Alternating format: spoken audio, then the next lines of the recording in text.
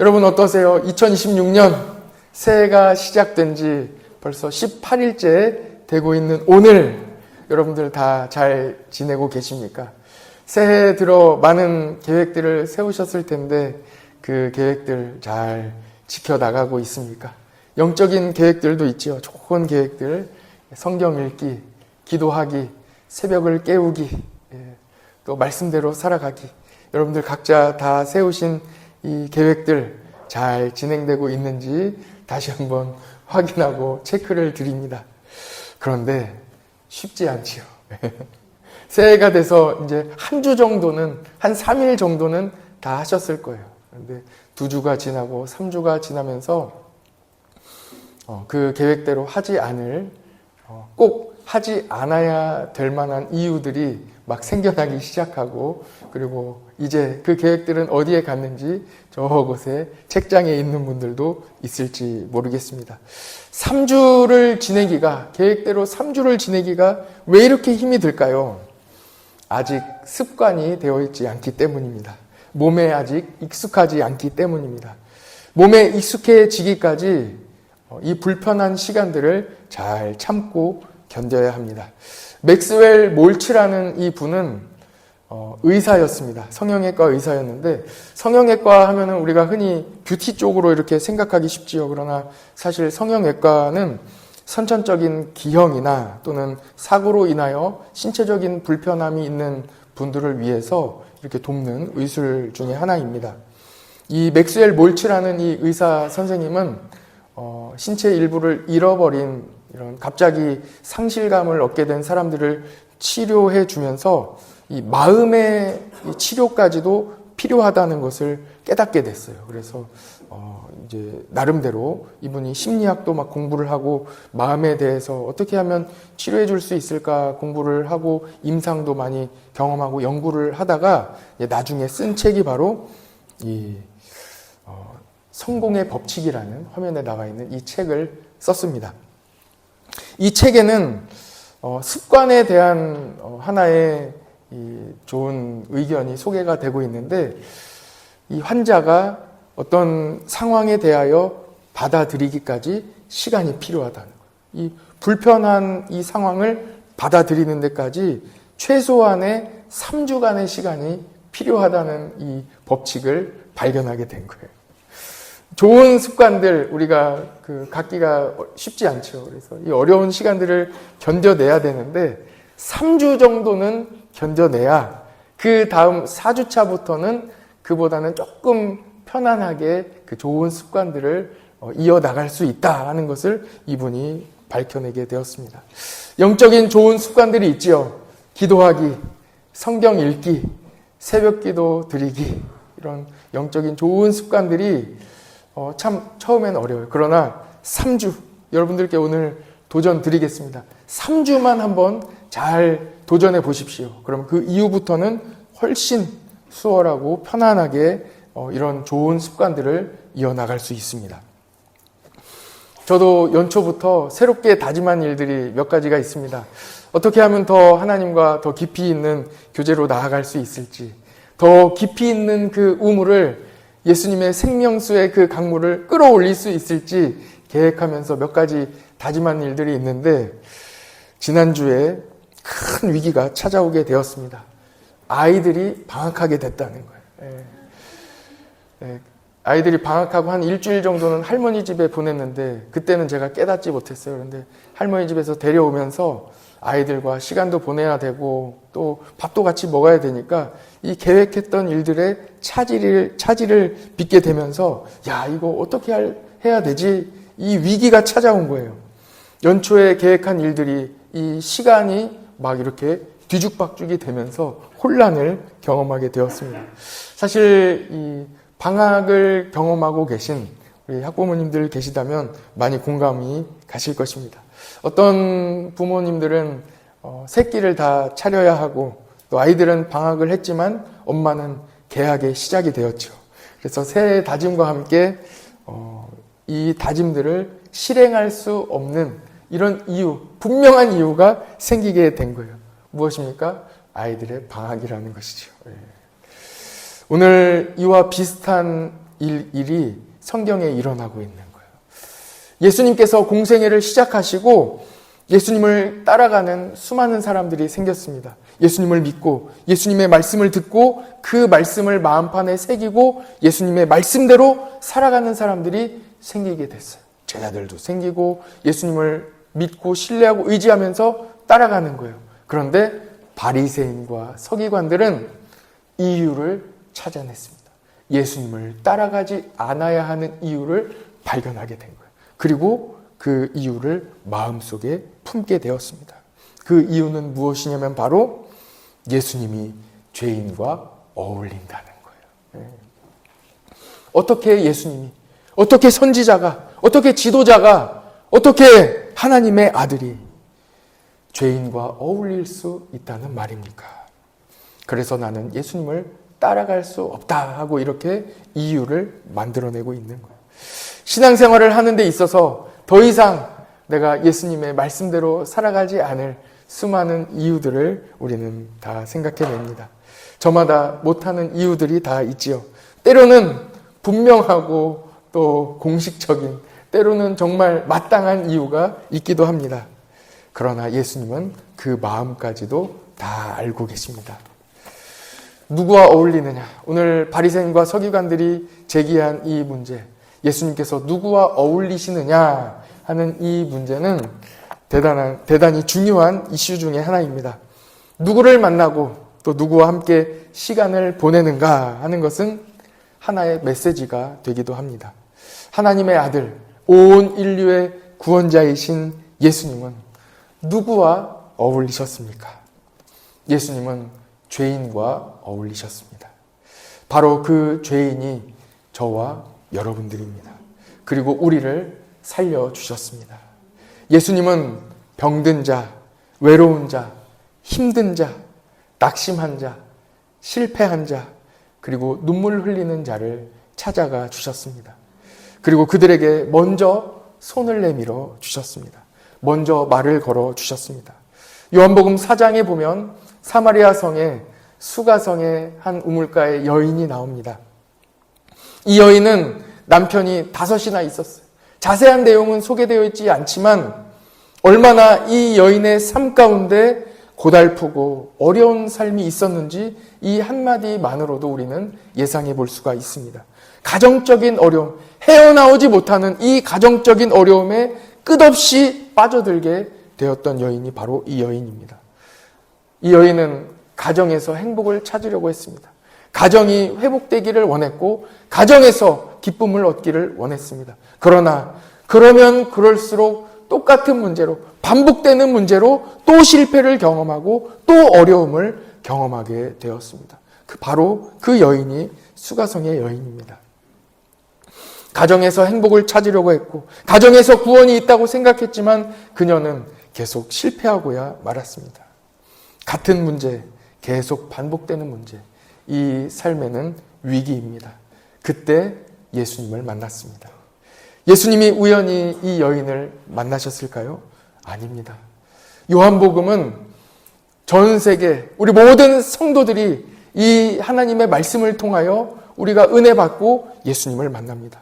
성경에 나와 있는 한 구절, 한 단어, 한 인물, 그 어느 누구도 우연히 이루어진 일은 하나도 없습니다. 하나님께서 다 계획하시고 예수님께서 한 사람 한 사람을 만나 주신 것입니다. 예수님은 수가성 여인의 이 반복되는 위기, 반복되는 문제, 헤어나올 수 없는, 그곳에서 빠져나올 수 없는 이 위기 가운데 예수님은 이 여인을 찾아가 주셨습니다.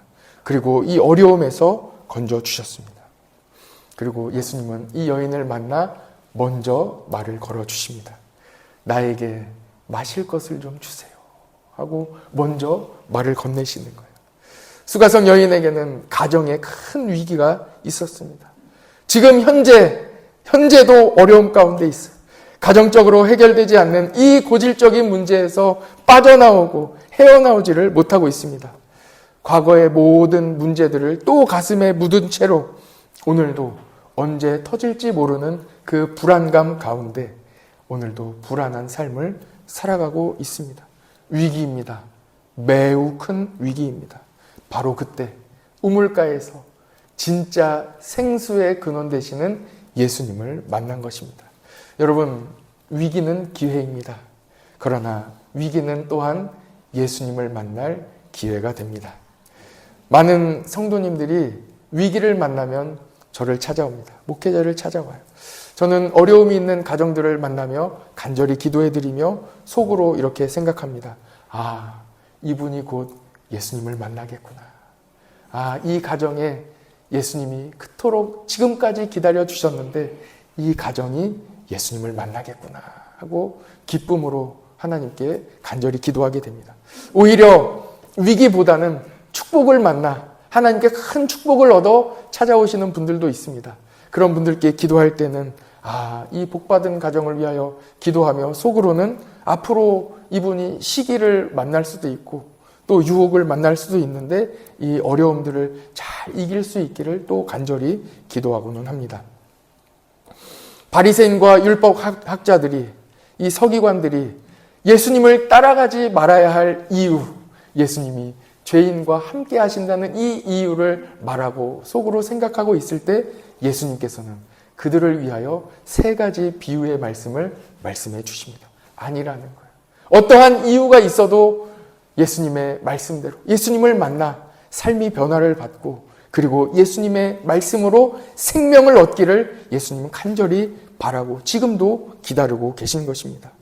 예수님을 따라가야 할 이유로 누가복음 15장 전체의 장을 활용하여 3가지 비유를 말씀해 주시는데 첫 번째가 바로 오늘 함께 나누는 말씀 비유예요. 잃은 양 한 마리를 끝까지 찾아가시는 예수님이에요.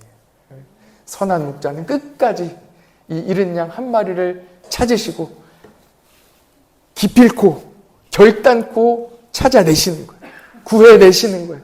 그리고 구해내시는 것으로 끝나는 게 아니라 그리고 그 구한 이 잃은 양을 찾은 기쁨을 함께 나누신다는 거예요. 그 2번째 나오는 비유의 말씀은 드라크마, 이 돈을 잃어버려.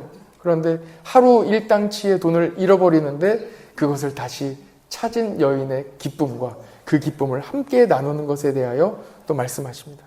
3번째 말씀은 탕자의 비유. 여러분 잘 알고 계실 것입니다. 둘째 아들이 집을 나가요. 아버지의 재산을 가지고 다 집을 나가버리는데 가서 탕진하고 다시 돌아와요. 그때까지 아버지가 기다리고 계신 하나님의 마음을 알려주시고 그리고 그때 조명이 둘째 아들에서 첫째 아들로 싹 옮겨지는 거예요. 첫째 아들 같이 이 기쁨의 잔치에 참여하자고 초청을 하는데 안 가는 거예요. 그 마음도 이해가 가요. 혹시 이 중에 참여하기를 거부했던 분들이 계시다면 오늘 말씀을 통하여 함께 참여하는 은혜가 있으시기를 간절히 축복드립니다. 우리는 왜 예수님을 따라 살아가야 합니까?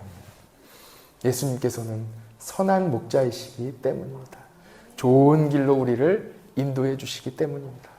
때로는 우리가 길을 잃었을 때에도 그 자리에 앉아 울고만 있으면 그 자리에 앉아 그냥 가만히 있으면 선한 목자 되신 예수님께서 우리를 찾아와 주시는 거예요. 오늘은 영화 한 편을 소개해 드리려고 합니다. 전쟁은 참 참혹해요.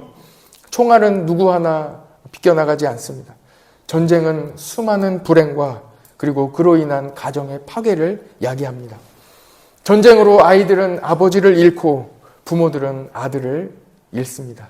전쟁은 위기입니다. 이 세상에 우리가 살아가고 있는 이 삶을 전쟁이라고 하죠. 그리고 우리는 전쟁터에 살아가고 있습니다. 영적으로 우리는 전쟁터의 한복판에 살아가고 있습니다. 사방이 적군이고 지뢰밭입니다. 영화 라이언 일병 구하기예요. 여기에 보면 한 가정에 참 안타까운 사연이 소개가 되면서 영화가 시작이 됩니다. 이 어떤 이 전쟁 중에 이 전사한 장병들을 이 사망 통지서를 가정으로 보내기 위해서 쭉 통지서를 적고 정리하는 한 사무원이 정리를 하다가 한 가정에 한 집에 이 통지서가 3장이나 가는 것을 발견하게 돼요. 그리고 그 가정에 대해 조사를 해봤더니 이 가정에 홀어머니가 계신데 아들 4이에요. 그런데 첫째, 둘째, 셋째가 전사한 거예요. 그리고 마지막 라이언 일병이 남아있는 거예요. 근데 지금 알아보니까 살아있는지 죽어있는지도 잘 모르고 있어요. 그래서 사령관에게 보고를 드렸더니 사령관이 이제 결정을 하게 됩니다. 아, 그래. 우리 막내 라이언 일병은 분명히 살아있을 것이다. 우리 구해내자. 이 전쟁터에서 빼내서 가족의 품으로, 다시 어머니의 품으로 돌려보내자. 이렇게 결정을 하고 특공대원 8명을 구성하게 됩니다. 특수부대원 8명에게 이 임무를 맡기는 거예요. 이 임무를 맡은 중대장이 있는데 밀러 중대장이라는 분이 이 임무를 맡고 7명의 이 특수부대원과 함께 이 라이언 일병을 찾으러 가는 거예요. 전쟁터 한복판에서 어떻게 이 라이언 일병을 찾겠습니까? 그가 처음에 이 배속된 그 부대로 찾아갔는데 안타깝게도 이 낙하산을 타고 내려오다가 뿔뿔이 흩어졌다는 거예요. 집결지로 모였을 것이다. 그래서 집결지로 가는데 집결지로 가는 중에도 어려움이 계속 있어요. 전쟁터기 때문에 그 전쟁을 또 이 전투를 겪고 전투를 승리하고 또 가야 돼요. 그러니까 매우 어려운 거예요. 집결지에 갔더니 있어요, 없어요? 없어요. 또 집결지에 가서 또 라이언 계속 찾아요. 근데 없어요. 또 다른 곳에 갑니다. 있을 법한 곳에 또 가는데 거기에도 없고 결국 만나게 돼요. 누구를 만나냐면 라이언 일병을 아는 사람을 만나게 돼요. 요거는 라이언 일병이고요. 그 전사진. 전사진을 보시면 라이언 일병을 아는 사람을 만난 장면이에요. 그래서 라이언 일병이 어디 있느냐 물어봤더니 어느 전투에 지금 참여하고 있다는 거예요. 그래서 그 전투에 참여하러 간 라이언 일병을 찾기 위해서 또 열심히 갑니다. 가는 길에 또 전투를 또 겪어요. 그 이후에 드디어 라이언 일병을 만나게 됩니다. 제임스 프랜시스 라이언 일병. 드디어 만나게 되는 거예요. 수많은 희생을 치르고 결국은 이 라이언 일병을 어머니의 품으로 돌려보내요.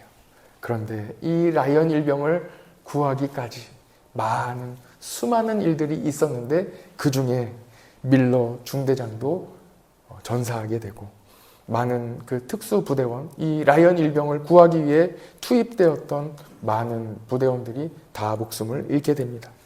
라이언 일병은 끝까지 살아남아서 결국은 자신을 구하기 위하여 목숨을 잃은 이 밀러 중대장과 특수부대원들의 희생을 기억하며 후회 없는 삶을 열심히 살아냅니다. 영화 라이언 일병 구하기는 1998년 제작된 영화예요. 꽤 오래됐죠. 영화 내내 거의 3분의 2 이상을 라이언 일병을 찾아다녀요. 라이언 일병은 안 나와요. 라이언 일병을 찾아다녀요. 어디서 만난단 말입니까? 끝까지 찾아다니는 거예요. 그리고 끝내 이 라이언 일병을 찾아내요. 중간중간 라이언 일병을 찾아내거든요. 그런데 그 라이언이 아니에요. 성이 다른 라이언 일병을 찾아내요. 너 그 라이언, 형이 3명 있는 라이언 일병, 라이언 아니냐? 그랬더니 나는 초등학생 동생이 있는데요. 그런 일들이 있고 나중에서야 라이언 일병을 결국은 찾아내는 거예요. 라이언 일병은 끝까지 살아냅니다. 왜냐하면 자신을 구하기 위하여 찾아와 준 그 특수부대원들, 자신을 살리기 위하여 목숨을 걸고 다 순직한 그들을 기억하기 때문입니다. 마지막까지 잘 살아낸다는 그런 아름다운 영화입니다. 선한 목자이신 예수님은 한 사람을 끝내 찾아내시는 거예요. 끝까지 찾아가시는 거예요. 그리고 마지막 순간까지 그 마지막 순간에라도 구해 주시는 거예요. 구원해 주시는 거예요. 목회를 하다 보면 마지막까지 찾아내시고 구원해 주시는 예수님을 구석구석에서 만나게 됩니다. 마치 밀러 대위가 특수부대원들을 이끌고 이 끝까지 라이언 일병을 찾아내서 구출해 내는 것처럼 예수님께서도 끝까지 기다리시고 찾아내셔서 그 한 영혼을 구출해 내시는 것을 많이 만나게 됩니다. 한 번은 92세 할아버지를 이 복음을 전하고 또 그분이 그 자리에서 영접 기도까지 받게 되었어요. 그런데 그 만남이 있기까지 수많은 예수님의 이 역사가 있었다는 것을 알게 되었습니다. 예수님은 92년 동안 이 참전용사 할아버지를 기다려 주신 거예요. 끝까지 찾아가신 거예요. 이 할아버지는 부인의 장례식에서 예수님을 만났어요. 장례 예배를 드리는데 첫날 얼마나 예배를 방해하시고 시끄럽게 하시고 얼마나 어렵게 하시는지 나는 거부한다는 거예요. 싫다는 거예요. 그런데 위기죠. 가장 큰 위기죠. 그러나 그 위기가 바로 예수님을 만날 기회가 되었습니다. 예수님은 92년 동안 할아버지를 포기하지 않으시고 끝까지 기다리시고 찾아가셨습니다. 그리고 믿음의 자부, 이 며느리를 30년 동안 이 할아버지를 위하여 기도하게 하셨습니다. 마치 밀러 중대장과 같이 믿음의 며느리를 주셔서 할아버지를 위해 기도하게 하셨어요. 그리고 진짜 중대장 출신인 목사 저를 보내셔서 이분을 예수님을 소개하게 하셨고 그 자리에서 영접 기도까지 다 받게 하셨습니다. 92세 할아버지가 부인의 장례식에서 소리치시고 어려움이 있을 때는 참 큰 위기였습니다. 그러나 그 위기는 할아버지가 예수님을 만나는 좋은 기회가 되었습니다. 그리고 그 위기 때문에 우리는 예수님을 전할 수 있었습니다. 위기는 복음을 전할 수 있는 좋은 기회가 됩니다. 요한복음 4장에 나오는 수가성 여인을 보십시오. 누가복음 19장에 나오는 삭개오를 보십시오. 그들 자신은 몰랐을 것입니다. 예수님이 나를 만나러 오셨다는 것을 그들은 몰랐을 것입니다. 그런데 예수님은 인생의 가장 끄트머리, 인생의 가장자리, 가장 큰 위기 중에 서 있던 그들을 마치 핀셋으로 콕 집어내신 것 같이 그들을 찾아가셨습니다.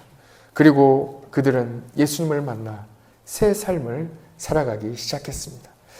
예수님을 만난 수가성 여인이 동네 사람들에게 가서 이야기하는 거예요. 내가 예수님을 만났습니다.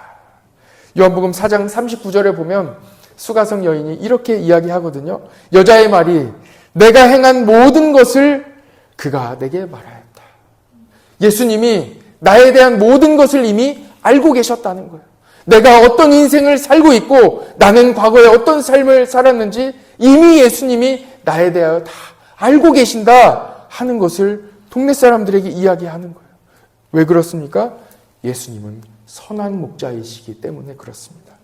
요한복음 10장 14절에 보면 나는 선한 목자라 나는 양을 알고 예수님은 양을 아세요. 예수님은 잃은 양을 아시는 거예요. 예수님은 수가성의 그 여인을 알고 계신 거예요. 예수님은 삭개오를 알고 계신 거예요. 모든 것을 다 알고 계시고 그를 찾아가시는 거예요. 그를 구원하기 위하여, 그를 구출하기 위하여, 그를 살리시기 위하여, 그를 건져내시기 위하여 예수님은 그에게 찾아가셨습니다. 예수님은 수가성 사마리아 여인을 알고 계셨습니다. 성경은 요한복음에는 그 수가성 여인의 이름조차 소개하고 있지 않습니다.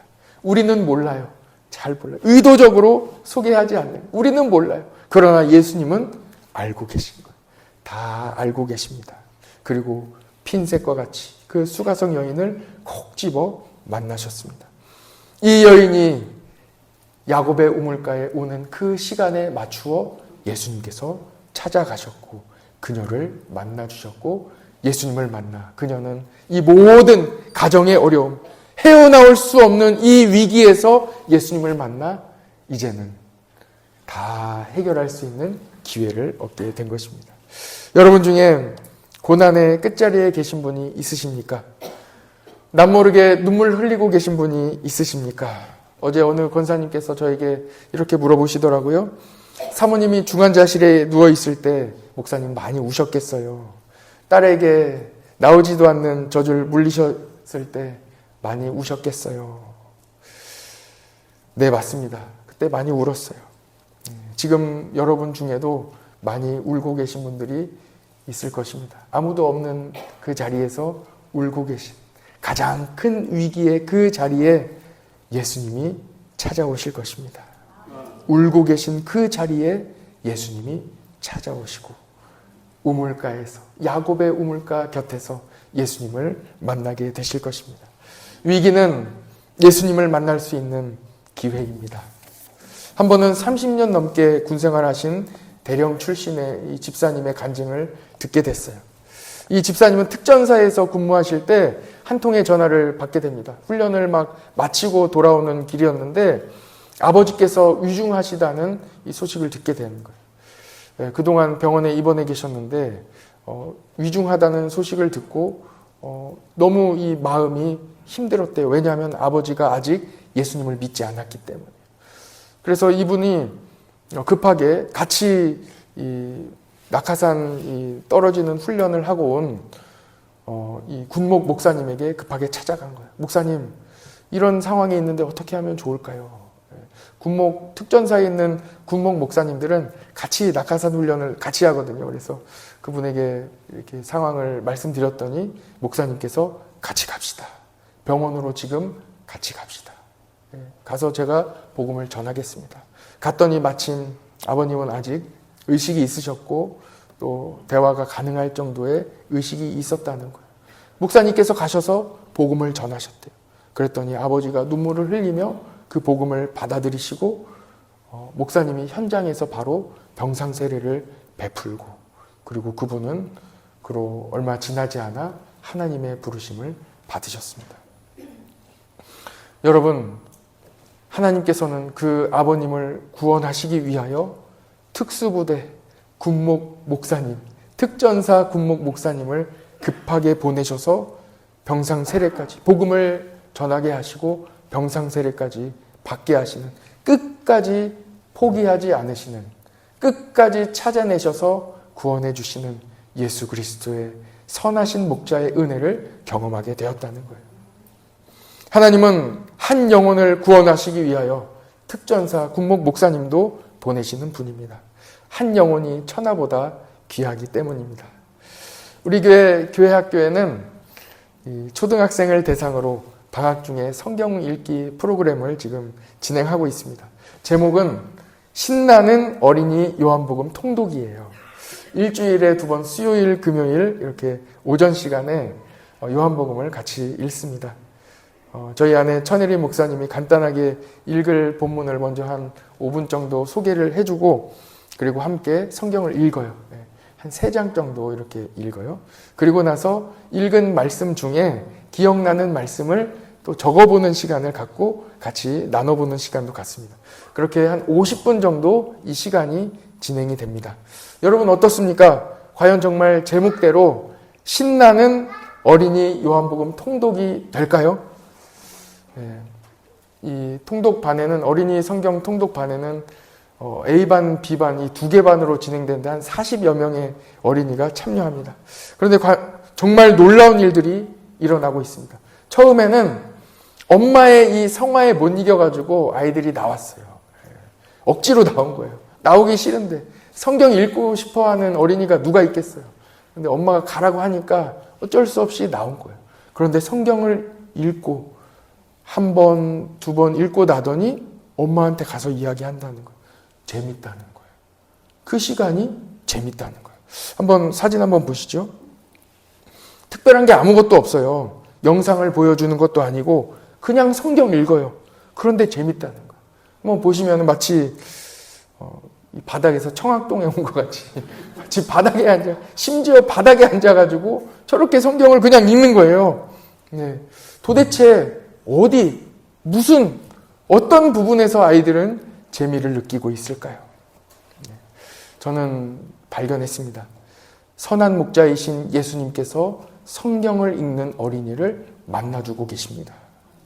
아이들은 아직 잘 모를 수도 있어요. 왜 나는 지금 즐거운가? 왜 이 안에서 나는 기쁨을 느끼고 있는가? 잘 모를 수도 있어요. 그러나 예수님은 말씀을 읽고 있는 이 아이들을 찾아가 주셨고 야곱의 우물가에 서 있는 이 아이들에게, 위기에 있는 그 한복판에 있는 이 아이들에게 찾아가 만나 주셨습니다.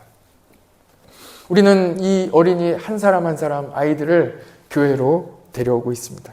차량 운행 봉사자가 필요합니다. 한 영혼을 사랑하는 예수님의 마음으로 오전에 차량 운행이 가능하신 분은 동참해 주시기 바랍니다. 어떻게 하면 이 기쁨과 즐거움에 참여할 수 있을까? 문은 활짝 열려 있습니다. 어떤 분야든지 또는 오셔서 이 현장에 그냥 참여해 보세요. 가능하신 분들은 오셔서 같이 기도해 주시고 연필 하나라도 도와주시고 아이들 하나라도 도와줘 보세요. 이 은혜의 현장에 함께 오셔서 섬겨주시고 기도해 주시기 바랍니다. 다음 세대 이 믿음과 신앙의 교육이 위기라고 이야기합니다. 그러나 이 위기 가운데 위기의 시대에 성령님은 역사하십니다. 왜 위기입니까? 내 힘으로는 할 수 없기 때문이에요. 내가 할 수 없기 때문이에요. 내가 할 수 있는 게 아무것도 없기 때문에 위기입니다. 해봤는데 안 되기 때문에 위기예요. 아무리 생각해도 머리를 써봐도 모든 지식을 총동원해봐도 머리를 맞대 보아도 할 수 있는 게 없어요. 그것이 바로 위기입니다. 오늘 본문의 잃어버린 양의 비유를 보십시오. 100마리의 양 중에 한 마리 양이 없어졌어요. 어디가 있을까요? 오다가 길을 잃었는지, 딴 눈 팔다가 무리를 놓쳤는지, 또 강을 건너질 못했는지, 또는 어디에 있는지 알 수가 없어요. 양은 스스로 빠져나올 수가 없습니다. 양에게는 그런 능력이 없습니다. 오늘 본문의 4절 말씀을 같이 한번 화면을 통해 보시죠. 같이 한번 읽어볼까요? 시작.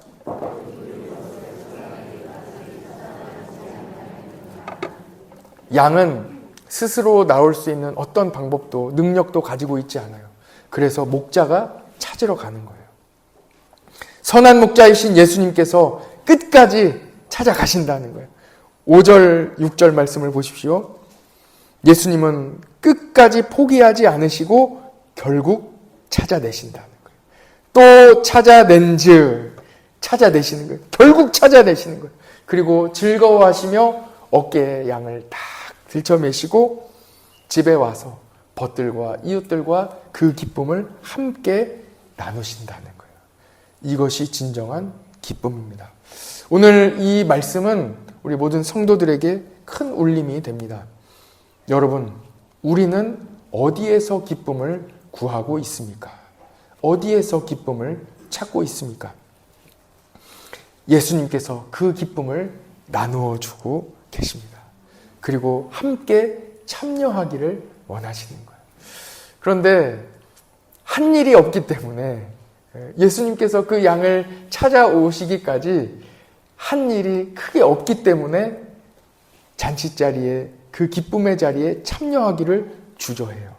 내가 한 일이 없기 때문이에요. 그러나 예수님은 강권하여 참여하기를 원하시는 거예요.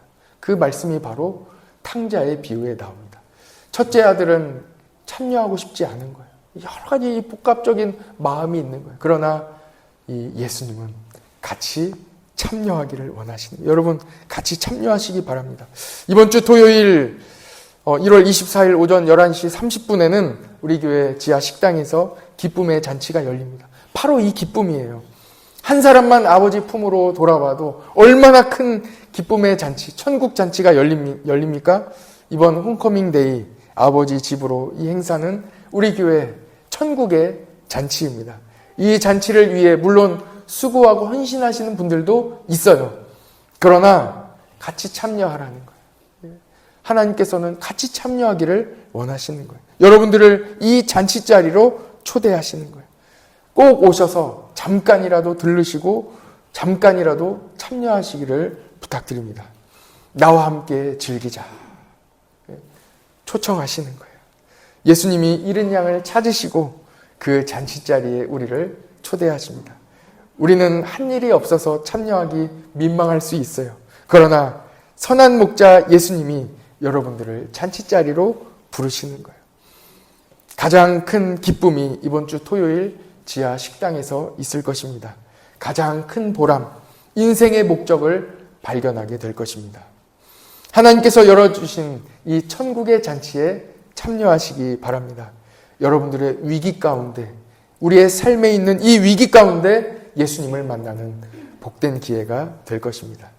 잔치는 이미 준비되었습니다. 참여만 하면 됩니다. 들여다보면 됩니다.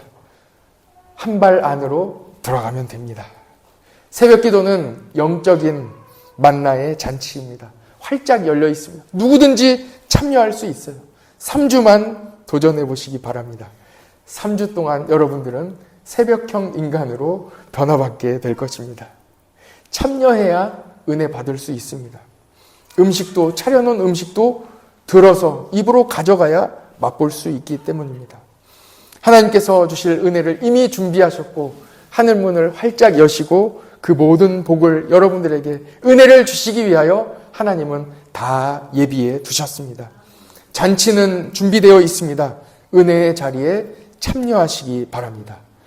위기, 우리의 삶에 있는 큰 위기가 있습니까? 그 위기는 바로 예수님을 만날 기회가 됩니다. 같이 기도하겠습니다.